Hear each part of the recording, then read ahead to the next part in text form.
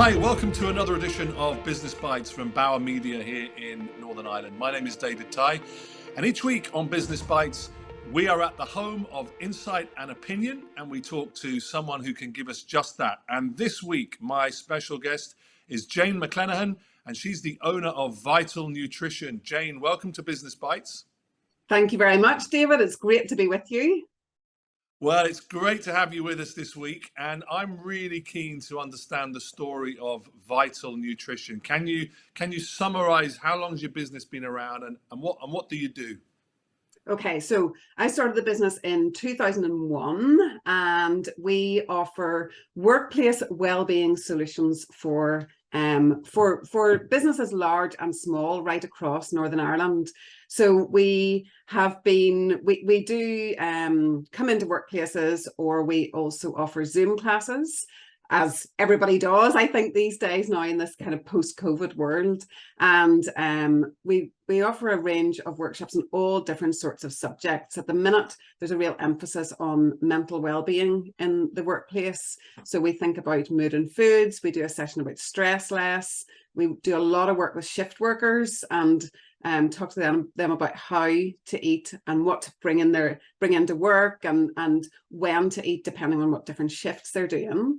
And as well as all of that, I also do cookery demos, and a lot of those over the last 2.5 years have been live from my kitchen downstairs. But if I'm going into a workplace, then I bring my mobile kitchen with me. So basically, that's in a nutshell what we do. We support businesses in their health and well-being programs, and we make it very, very bespoke and very targeted to each workplace. So sometimes I could be in a porta cabin with construction workers, or for example, last week I was down in Mid-Ulster in this most amazingly high-tech, beautiful building, and I had a very modern kitchen to work in. So, it's kind of, there's a lot of scope in how we deliver the workshops in workplaces, but we really work with what that workplace needs and how we can support employees to better health.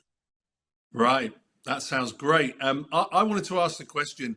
You often hear that phrase, "You are what you eat." And you must subscribe to that. That must be the case. Is it really you are what you eat? Yeah, I would have to say that, wouldn't I? But I really do think so. And I really believe that when we connect to the food that's on our plate and we get an understanding of the power of nutrition and how important, what influence that food can have on our physical well-being, but also on our mental and our emotional health, it's amazing. Like, even after all these years, it still inspires me and excites me that when people change their diet, they feel better. And, I might be going in, for example, I might go in and do a 4-week course with a workplace. And in week 1, somebody might come up and they go, "Oh, I'm feeling a bit lethargic and tired. And what can I do about this?" And you give them just a couple of very, very simple ideas. And by week 2, 3, 4, they are noticing the difference. I love that. I love that feeling of empowerment that people get from, you do this, you feel like that. So yeah, you are what you eat. But I also think it's very important to have balance, because so often nutritionists will say, don't eat chocolate, don't eat crisps, don't eat whatever it is that we all think is our favorite food or our treats.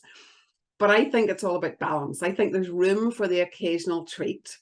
And it's almost about crowding out the stuff that isn't so healthy with loads of super duper, really healthy stuff in your diet, and keeping that balance and keeping the perspective. Yeah, that's sound advice. Isn't it true though that the stuff that's perceived as treats is they're very addictive, and we tell ourselves stories in our head about I deserve a treat, so I'm going to have one, and the treats tend to taste nicer than the things that are supposed to be good for you. But how we're coming into I suppose we're coming into the darker months now, so there's going to be that is really going to be on people's minds. People get a bit down this time of the year.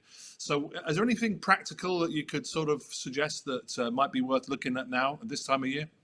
Yeah, great question. I think one of the most important things is getting outside, and especially if you and your employees are still working from home, you can see I'm in my home office here. If you're still working at home a lot, or if you're a hybrid worker, then it's super important to get outside in the early part of the day, because that helps to reset our sleep-wake cycle and helps to leave us feeling more energized. We're a little bit deficient in daylight in this part of the world at this time of the year. So really making that effort to get outside either in the morning or even just at lunchtime for a quick 10-minute walk around the block, I think is super important.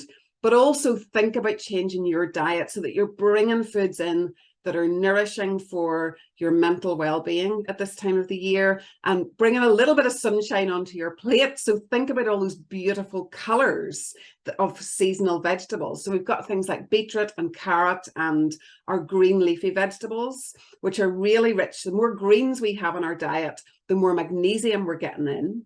And magnesium is a really important nutrient for stress and also for energy production. So eat your greens. Think about the one pot wonders. Think about those comfort foods that make you feel good, and add extra spices and extra herbs into your diet. Maybe bring in some oily fish. That could be things like your salmon, for example, or mackerel, or even things like tin sardines, because we know that the omega-3 there are really good for our brain. So there's 3 good things that you could start doing maybe. Wow, that's amazing. I'll be doing a marathon by the end of the month at this rate. Thank you for that. That's brilliant. And I understand you're putting together an event that's coming up quite soon, which could benefit people in business. Tell us a bit about that. Yeah, so on Tuesday, the 18th of October, we're running a breakfast event. It's our Workplace Wellbeing Live. It's in the Mac, so it's 8:30 to 11, and we're really inviting anybody involved in workplace wellbeing, from HR managers to wellbeing champions, to come and join us for breakfast. We've got a panel of experts, people who have worked in health and wellbeing across Northern Ireland for a number of years, and we are sponsored by Linwood. So Linwoods are going to give us the ingredients for our healthy breakfast.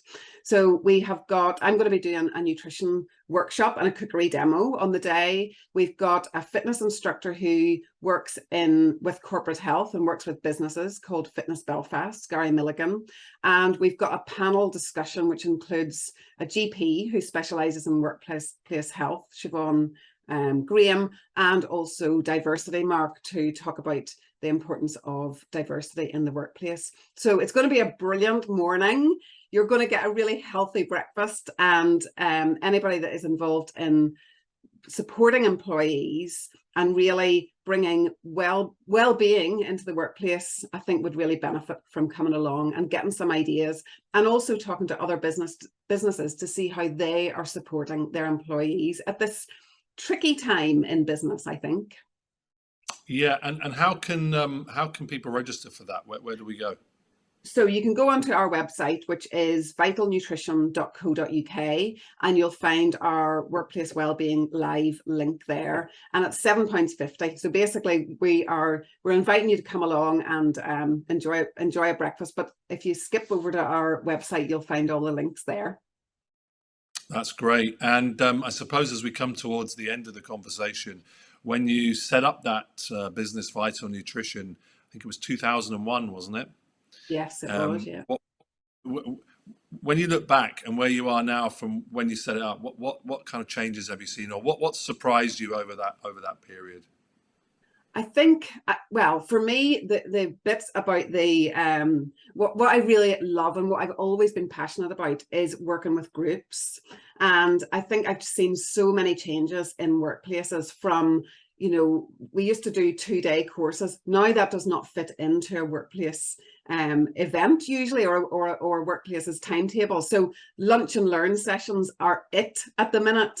Also hybrid work, and obviously the last 2.5 years has really accelerated change. But I think onwards and upwards, 21 years later, and I've still got fresh ideas, and I'm still inspired by the people that I meet. And that's what keeps me going, and will continue to keep me going, hopefully for another maybe 21 years. You never know. Well, I can tell you've had your greens this morning because you're full of energy on this conversation. So you must be eating something correct. You must be practicing what you preach, which is great Absolutely. news. Jane, it's been brilliant to hear your story, and we appreciate you being our guest this week. Thank you. Thank you very much. It's been great to be here.